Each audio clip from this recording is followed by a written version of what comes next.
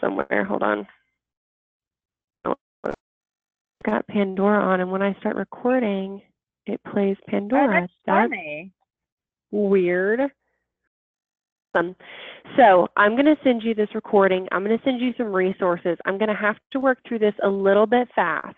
But Okay. if you have any questions later on, like you can get in here, do some hands-on stuff, and then we can go through it again. But at least you've had the training for when we launch. And then, if, like I said, if we need to go back, we can. So forms, and the only reason I'm saying that is because forms are very robust. There's a lot that you can do in them, which is awesome because there are a lot of options, and we can pretty much do anything that you need to accommodate anything that you'd need to do in here. But that just means that there's a lot to it. So we're going to go ahead and jump in. And the first thing I want to do is go to our form list. The only way we can get to our form list is by using our form tab and going to form list. So that's pretty easy. All right, so this is going to bring us into a list of all of the forms created in the system. It's taking just a second to load. Here we go. So right now we've got your convention registration and your membership application. A couple things I want to point out to you. I've already created these. We are going to create a new form together in just a moment. Just want to go ahead and point out a couple things from this area. The first thing, as time goes on, you're going to have a tons in here. Forms are listed alphabetically. So, and the reason I'm saying that is because the second a form submission is made on your form, we will no longer be able to delete it. The reason why we can't delete it is because we use forms to collect information on your members and store in their profile. So if you deleted a form that you collected information through, it's going to delete out the entire, it's going to delete out all of that information that you collected, which you wouldn't want to do. So we just don't allow you to delete forms once there's a submission to prevent you from ever accidentally doing that. Right. So right now, because we don't have any form submissions on either of these forms, the delete option is available, but that will be grayed out once a submission is made. Now, that means that over time, you're going to have a ton of forms. There's two things that kind of combat that, and that's that they're always going to be listed in order. So if there are forms that you don't need anymore, you can put X's in front of the form names, and they're going to drop to the bottom of your list. You can also search your form names up here in the top right-hand corner if you're looking for something specific. Even more than that, you'll notice that we can publish our forms, unpublish our forms, but we can also archive our forms. So if there's a form that you just need out of the way, you're not going to use anymore, you can archive it. You can always go back and revisit those archive forms, selecting, showing archive forms, just checking that box up here. Okay. Couple of other cool things that we can do in here. You can copy forms. That's going to be huge because, so this convention registration would really only be for 2017. When you get ready to have your next convention, even if, or this one could be for 2018. Basically what I'm trying to say is you want a different form for every event. So you wouldn't want to use the same form for the teen conference or convention and the 2019.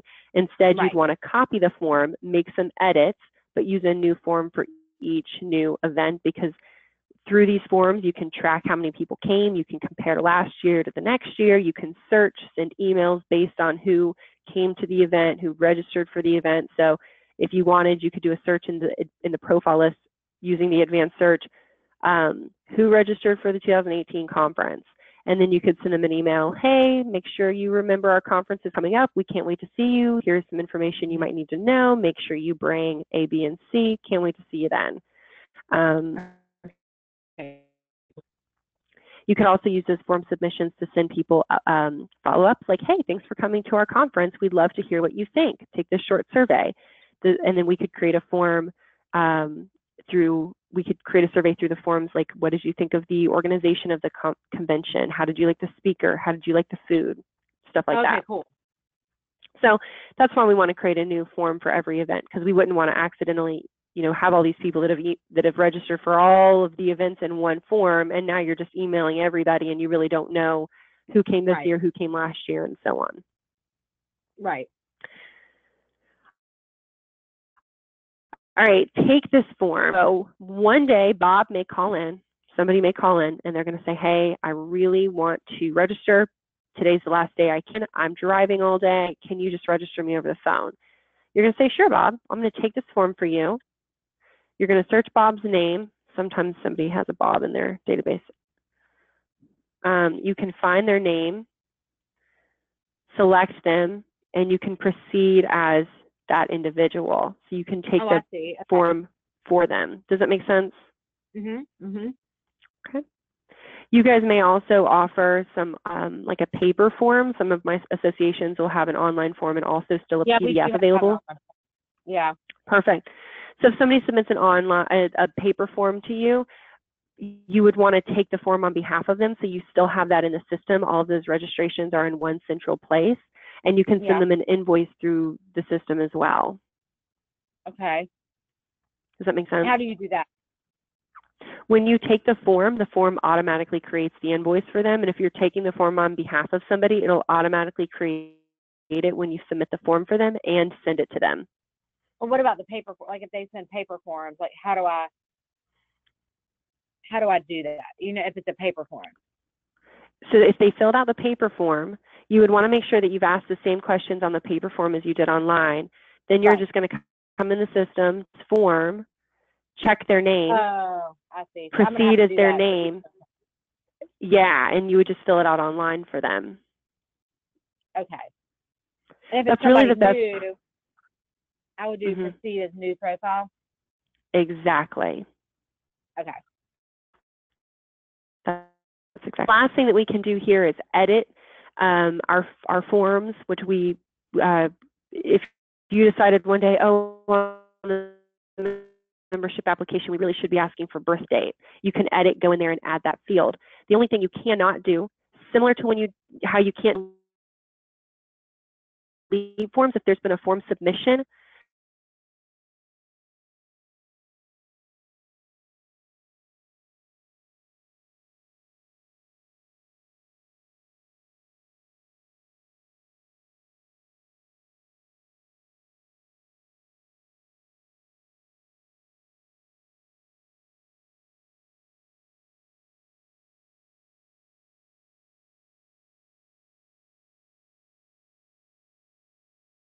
whatever you'd like. This is internal. This is just to help you know what the form is. So it doesn't have to be something, it does not have to be something like proper, right? You can name it whatever you want.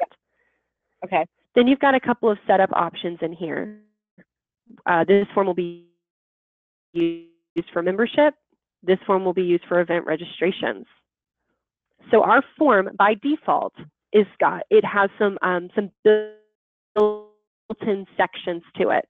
So we've got a login section that's going to be in every form, a summary section where your members can summarize the information they've provided, and a confirmation section. Those fields will be in every single form.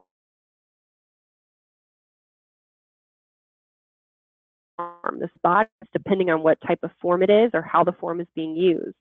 So if we check this box and tell this for memberships, the system's going to automatically bring in a membership section. And that's the body of our form. That's where we're asking all of our questions.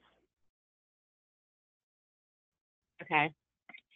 We would check event registration, and our system's going to automatically bring in an event registration section.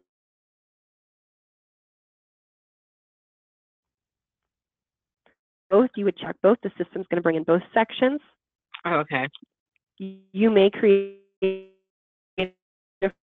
form. It might just be a survey, like I mentioned a minute ago. You would check neither, and you're going to bring in a general section. So an event section, or just a general section that could serve as anything else. Okay.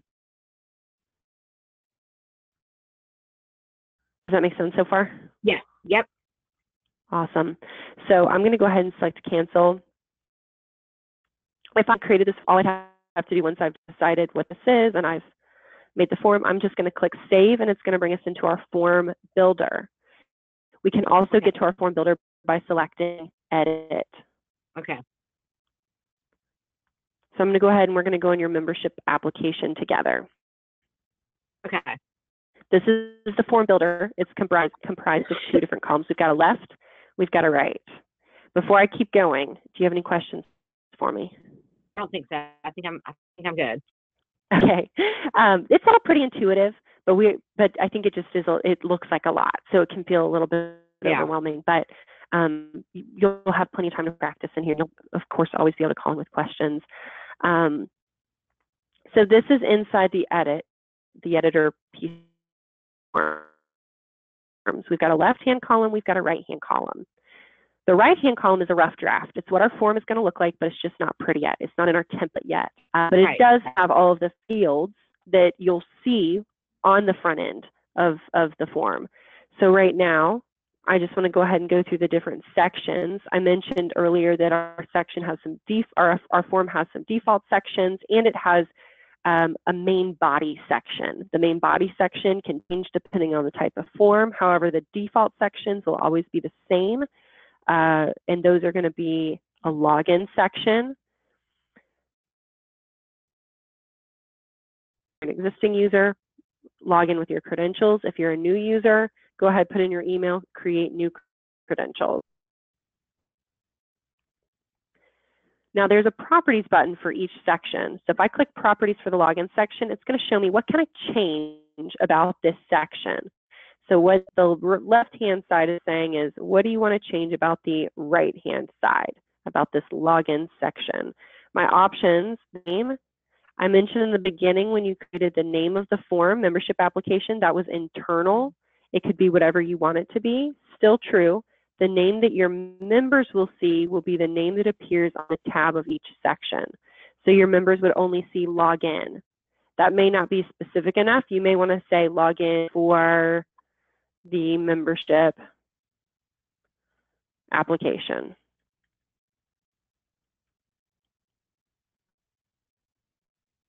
That's going to update on our tab.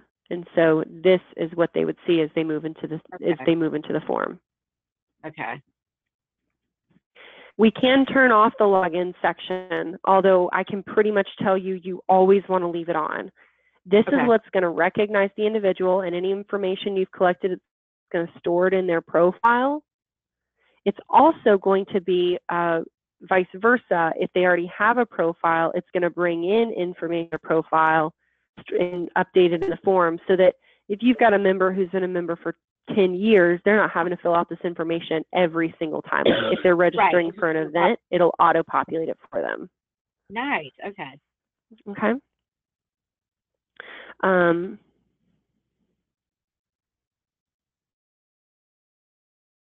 Awesome. We've also got login type. Who can log in? All users, new users. I'm sorry, existing users, new users, or anybody. Now, typically you would say, well, for a membership application, really only new users should be able to log in. However, the membership application can also be used as a renewal form. If most of your members are going to renew through that notification they receive, so you sent me some notifications a while back, those are going to be sent out with an open invoice, and they can just pay that open invoice from the email they receive. But if for whatever reason somebody wants to take the renewal application, they can do that through this membership application as well, which is why we have it open to not only new members, but also existing users. Does that make sense? I want to leave the membership for all users. Yeah, unless you for some reason have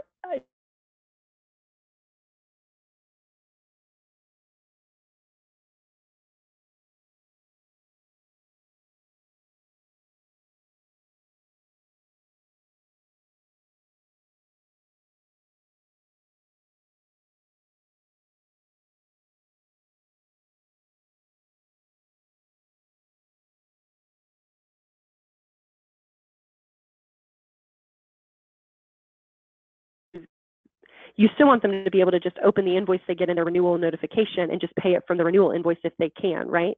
Right. Perfect. Okay, awesome. That sounds good. So we'll use this at all users. Last thing on this section, multiple submissions. Multiple submissions means right now it's turned off. Nobody's allowed to have a multiple submission. In fact, I would say for the most part, nobody should be allowed to have multiple submissions, because I guarantee what's going to happen is somebody's going to say, did I register for that event? I don't remember. And then they're going to register a second time. And now they've got 2 invoices. Now you're having to deal with that. It becomes a real pain. So instead, I would just leave it off. The only time I would suggest turning on a multiple submission or a multiple submissions is if you guys have a donation form, because then it's like, shoot, if you want to donate every single day, see what I mean? Yep. Okay, awesome. So this is our membership application section. I'm sorry, our login section. We're going to go down and we've got our next section. It's the membership section. I mentioned the body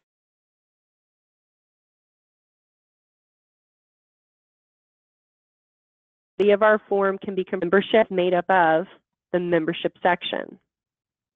Gotcha. We can click on the properties again. Same situation. Yes, we want the membership section on. Require membership section when available. Yes. We want to require the section, otherwise people can bypass it and apply for membership without ever filling out anything. So we want to we want to make this, yes, they have to do it. Display application for new users and prospects, display renewal area for users. So basically, if I've logged in, I'm already a member, it's going to show, just like what you were talking about, your members can do. Or if I'm not a user, I can register or I can submit the membership application as a new member.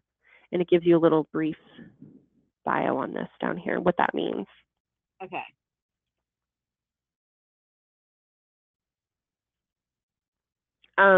There are some built-in sections to this and built-in items. This member type is one of those. So this is what's going to determine what member types they drop down and say, oh, I want to register as this member. So I took away admin, but I have a feeling student. Yes.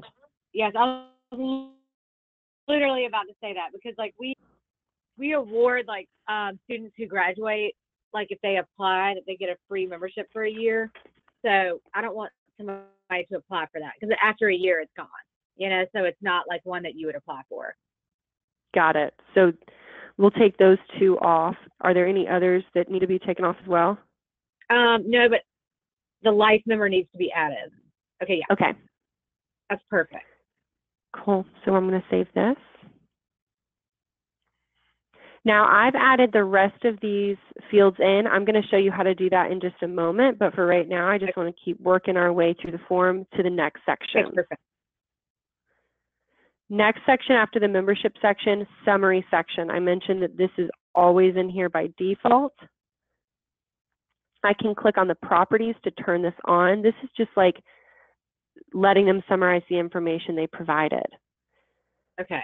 On every form, you will want to make sure, even if you copy the form, you're always going to want to make sure you come back in here, make sure the summary section, the payment section, and the confirmation section are set up.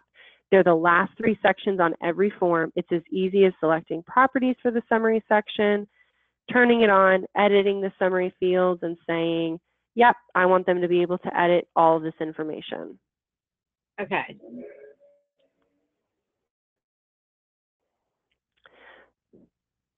Okay, perfect. Then we've got the payment section.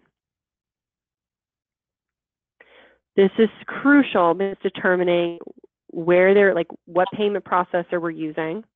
Okay. What invoice template we're using. Gotcha. Invoice template is going to be the thing that says, hey, you've got a new invoice, you need to pay it. Or it will just say, hey, thanks for paying your invoice. We are thankful for you, or whatever you want to say in there.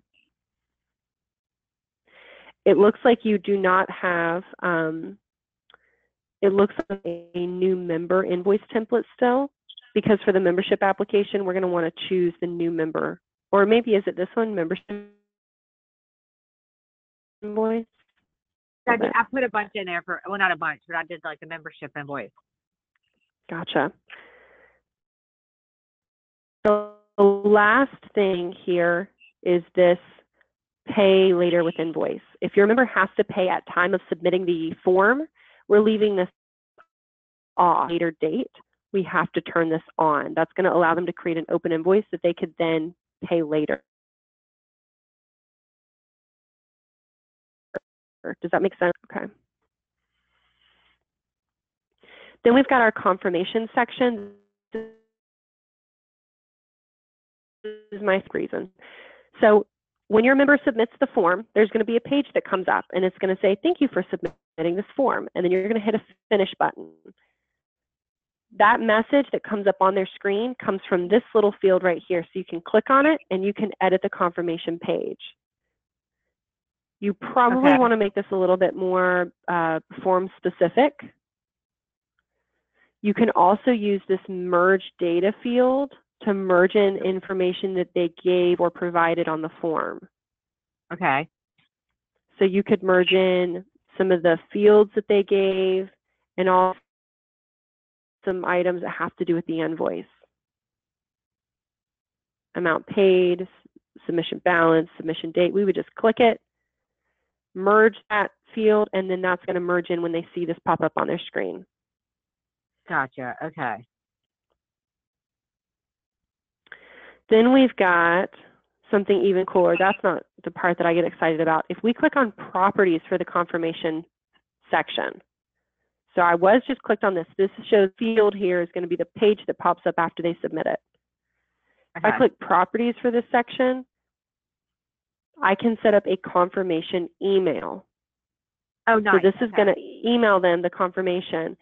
Edit the confirmation email, same thing, right? You can use those merge data fields, so this is really acting as a receipt for them. Okay. But the thing that's even cooler is you can add yourself as a BCC to this confirmation email. The reason this is so awesome is you're not having to come into MemberClicks every day and go, who's a new member? Who's registered for an event? Instead, you're getting emails right to your email letting you know, hey, here's a new member. And maybe you want to send them a follow-up email or something like that, whatever you guys do. Okay. But I mean, is that going to blow up my email? I mean, if you guys have a ton of people registering, a ton of people for membership applications, if you would rather just come into MemberClicks every day and check to see if you've got any new forms, then you can definitely do it that way. It's just totally up to you. Okay, cool. Okay. Okay. All right. Now that's taken us through the entire the entire right-hand side. You will have noticed when I was clicking properties for each section, it's taking me on the left-hand side of this element properties tab, or I can click fields and I can edit these, in this case, edit label text. If it's a different field, it gives me different things that I can edit under the element properties. So basically, properties is showing me what I can customize about a specific section or a specific field on the form. Okay. Then you have form settings. That's the first tab on the left-hand side. Whatever you do under the form settings applies to the form as a whole. Does that make sense? Wait, say that again. Do it one more time. Mm-hmm. So I can click on any field on the form. Okay. It's showing me element properties. Element properties has to do with customizations you can make per field or per section. Okay, form settings has to do with whatever you do under form settings applies to the entire form. So it's not it's at a macro level instead of a micro level. Got it. Okay. So really quickly to go through some of the things under form settings. Once again, these are the things you're going to be affecting the entire form when you change. Form name, right? If you change the form name, that changes the name of the entire form. Okay. Right? You can add a form description, just like the form name, that's internal. Okay. Form alias, we learned about this in our content training. Yep. That creates the direct link to the form. So if you went to SCSLHA, which is going to be changed shortly, .memberclicks.net/membership-application, that's the status of the form. Is it published, unpublished, or archived? That applies to the form as a whole, right? Right.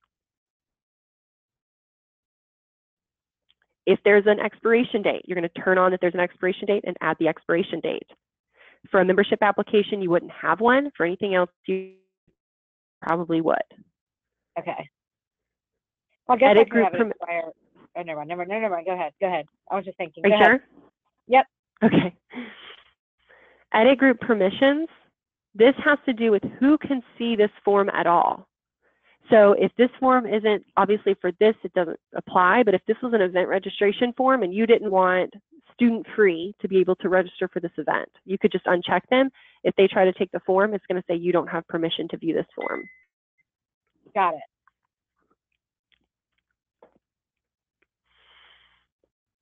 All right. Date-based pricing, discounts. We will probably look at these on your event registration. Yes. Yep. For the membership applicant, it cannot apply. Okay. So if you've got date-based pricing, you can't set that up for membership dues. You also can't set discount codes up for membership dues. There's other things that we could do, but not these two things. But they can be used for. I said we wouldn't do that anyways. Perfect. But we can use, these will be a huge asset when you're looking at doing conference registrations, luncheons, anything else that you might want to use them for. You definitely could. All right. And we'll go through these when we go through an event registration form. Last but not least, forward URL. So I mentioned when you submit the form, it then brings up a page and it says that little paragraph, thank you for submitting this form. Then there's a button that says finish. You're going to click finish and it'll take you back by default to the home page of the website. If instead you want them to go to a page of more information about the event or maybe information about membership benefits, then you would add that URL in here. And instead of it taking them to the home page, it's going to take them to whatever URL you add into this area. Does that make sense? Yep. Cool.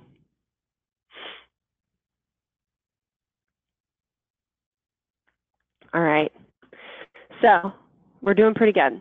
We've made it through the entire right-hand side of the form. We know that this right-hand side is the rough draft of what our form is going to look like on the front end.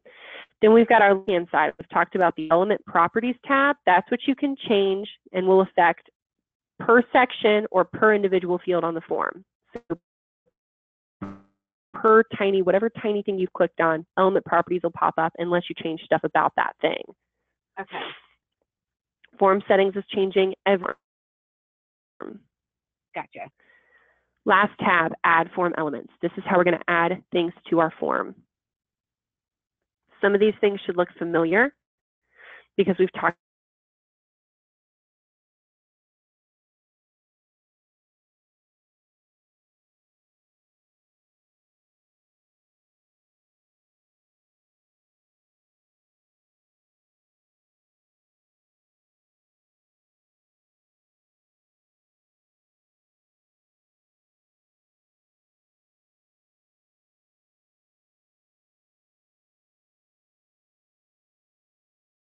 about, meaning the name.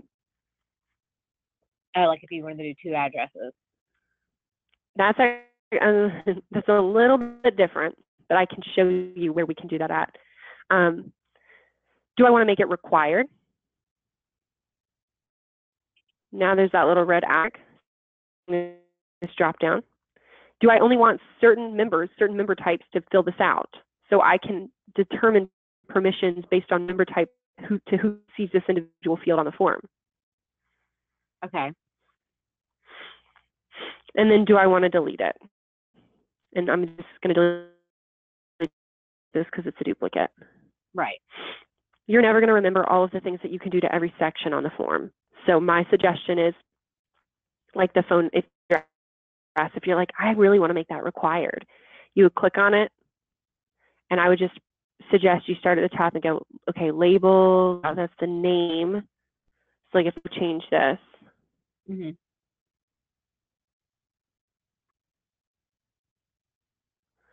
See, now it says main instead of address, which is silly, but do you see what I'm saying? Yep. How that affects it.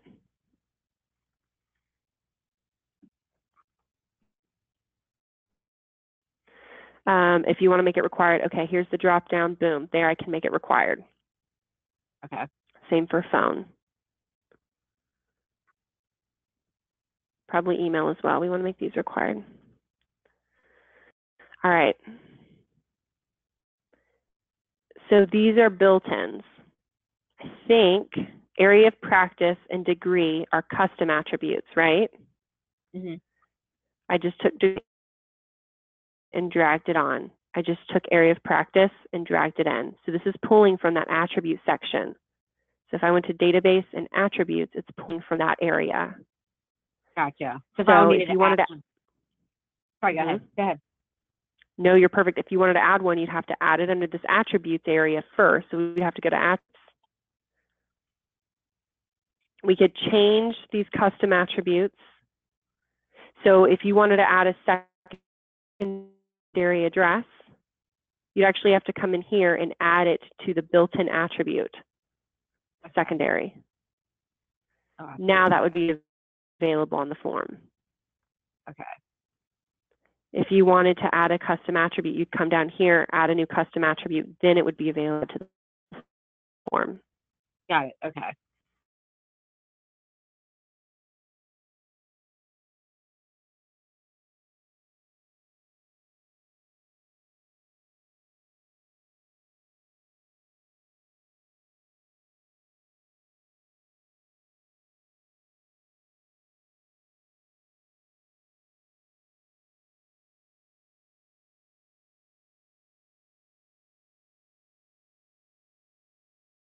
This is not communicating with the profile. When I built this form, I used a form field. So we've looked at built-ins, we've looked at custom attributes. Form fields are pieces of information that do not need to be saved in the member's profile. Okay.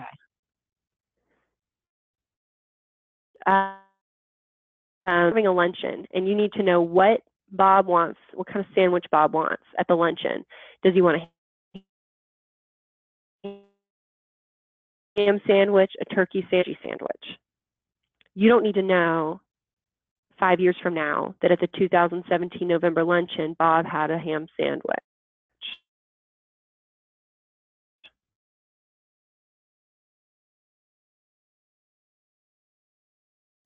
So you don't need to say that and is saved in the profile. Is this a piece of information you would want saved in the member's profile? Or do you only need it for the form, for this form submission? I really only need it for this. I mean, unless they say no, I mean, I can view it and take them off the listserv. You know, like a majority of people are going to say yes to that. So it's not, you know, a big deal. Yeah. And if they want to stop getting listservs,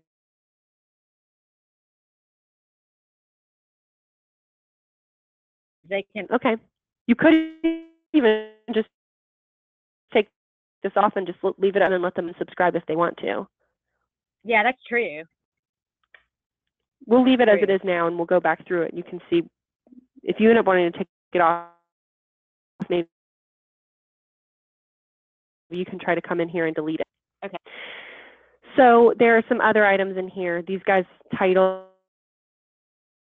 county in which employee, built-in or custom attributes. They're just form fields, which means they're not going to be saved in the member's profile. So if I'm in form fields, these are just generic fields. Most of these I used text, states, like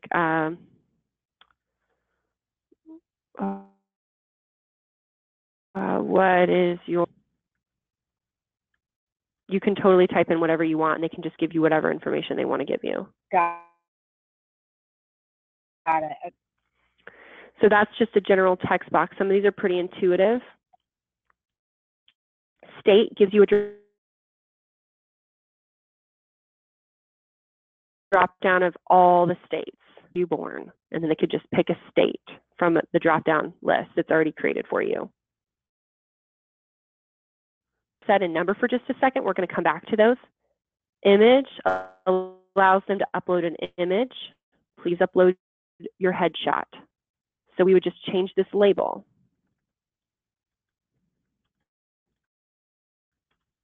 Does this make sense? Yep, I think so. You could make it required if you wanted. File, please upload your resume. Date, Yeah. they're just going to put an exact date, so it's going to pop up a calendar, and they'll have to choose a date on the calendar. Country, same as state, it's just going to give you an entire drop down of all the countries. Okay. I mentioned number and selections that were special. Number typically would be used so that they have to give you like an identification number. This cannot include special characters or spaces. The cooler thing about this number field is it can also be used to create an invoice. So what I mean by that, is this a low? There we go. So number, we could say how many tickets do you need for the upcoming conference? Now we always want to copy this into our export name. We have the ability to export these form submissions. The export name is the column header of the column on the Excel spreadsheet. So if we didn't update the export name and it just said number, you have no idea what that information means on that Excel spreadsheet. Gotcha. So here's this unique field to number, price field. We can turn that on. The first option, it can be blank times $1. So in this case, how many tickets do you need for the upcoming conference? Maybe they need 5 tickets and each ticket's $75. It's going to do 5 times 75 or whatever number they put in here. And that's going to communicate to the invoice and create an invoice. Okay.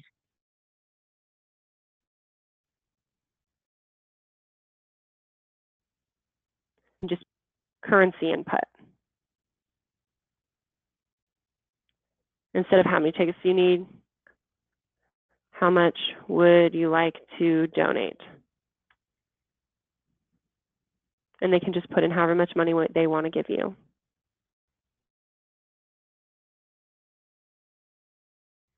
You need to tell that money where it's going. So there's always going to be this button,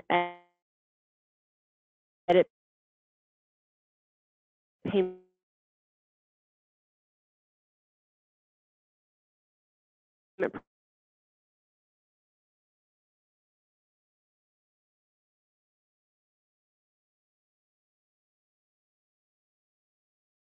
process or donation total, because that's the invoice line item. Invoice line items don't read questions, they read statements, right? Right. Okay. All right. We're almost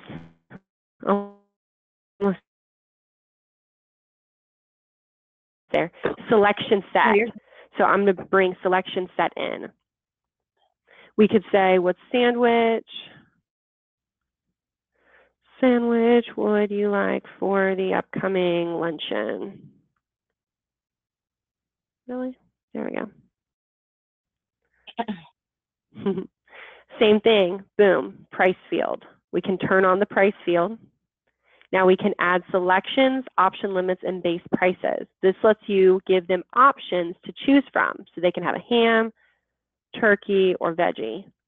Maybe the ham sandwich is $10, turkey sandwich is $10, veggie sandwich is $8.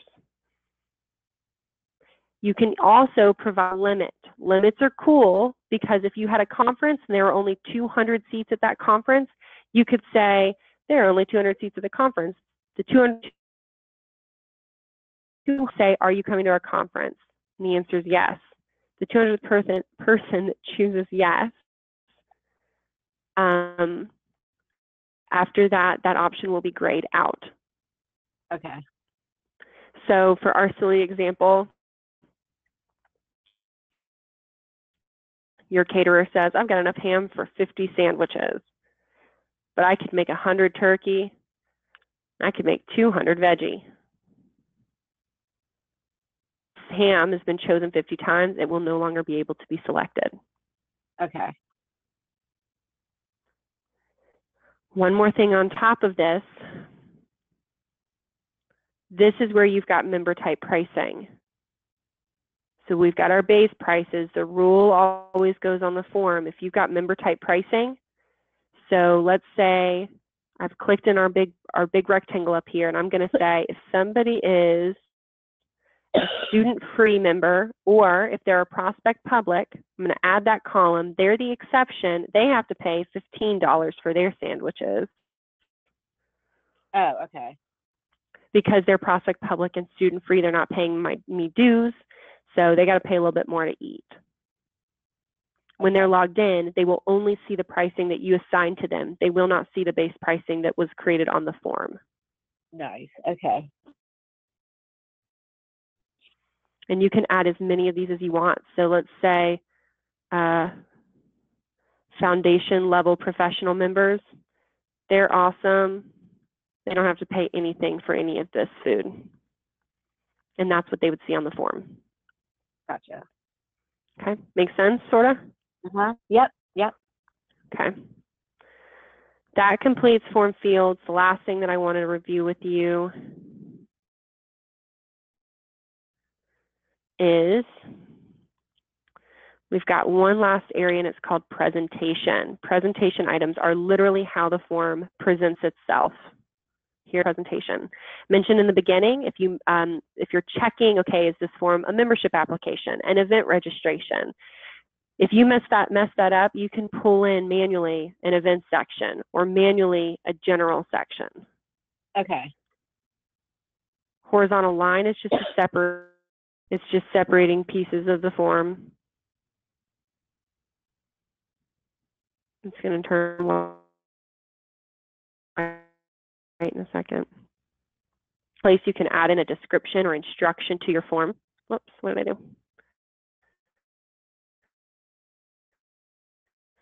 So label, you could say at the bottom, for some reason.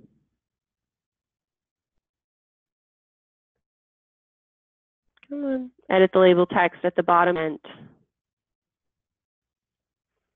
I see often times, come on. I'm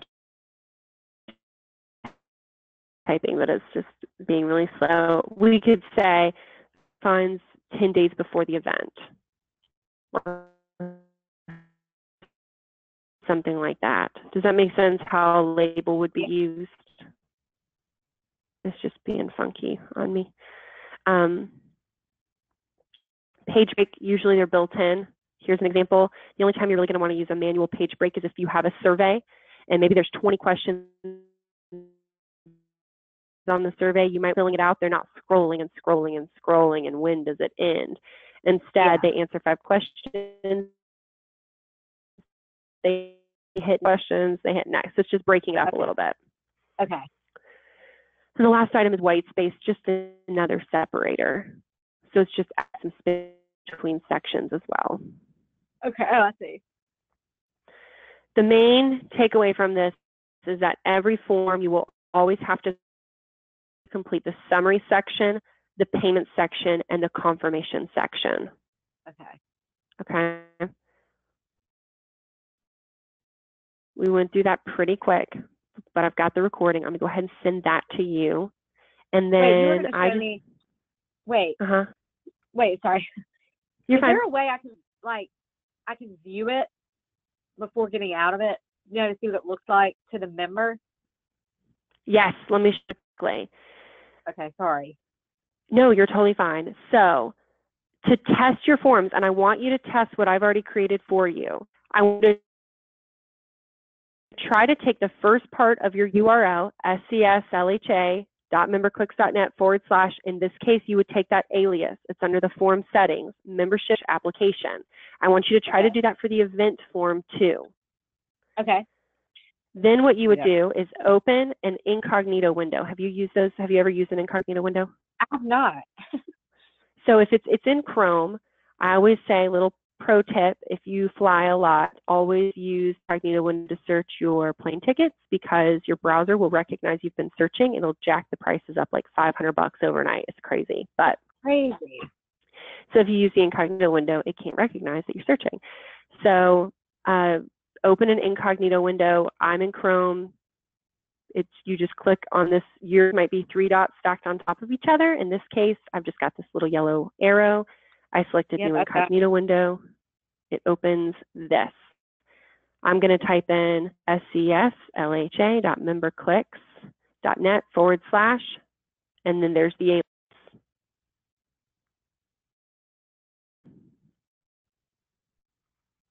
it's going to take me to the form. We did that because if you try to register or test our forms as an admin, and it's what's going on, she's an admin, why is she trying to fill out a membership application? Right.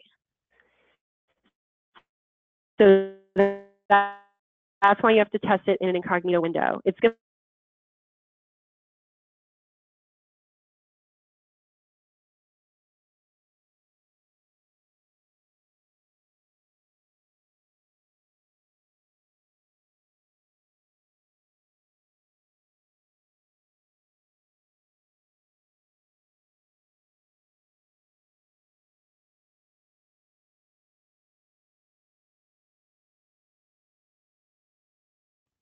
All right, I'm okay. seeing. I'm seeing what's good. Okay.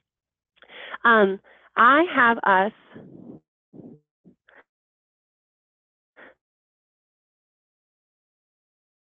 for another call tomorrow. I think o'clock to meet tomorrow. Yeah. Yep. I'm available all afternoon. I've got a meeting at 3 here in the office.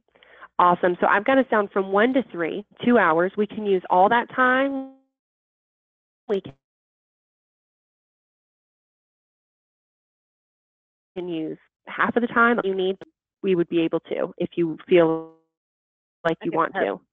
Okay. I'm feeling confident. I'm just feeling like, I don't know. I'm also a little hesitant because super particular about things, and I have a feeling that they're going to come in and nitpick everything.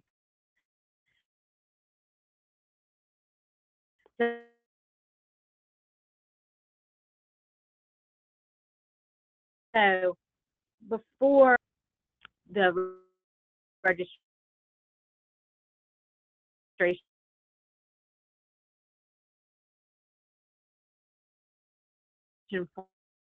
form and stuff like that, I don't think that's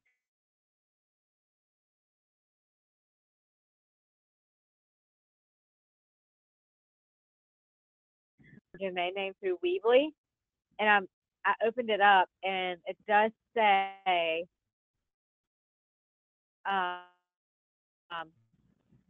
like we have it, and it has something to where I can change the name servers. Site live. So if you're ready for the site live, go ahead. If you want to wait, you can just do it later. Okay, I'm gonna wait, but I just. So does that mean like when people come SCSLHA.net, it's gonna just take them straight to our website, to the new website? Correct. Okay, great. Okay. Well, I'll be here, so that'll be an easy fix. Awesome. All right. Well, let me know if you need anything else. Otherwise, I'll talk to you. Thank you. Thank you. Talk to you soon. Bye. All right, bye.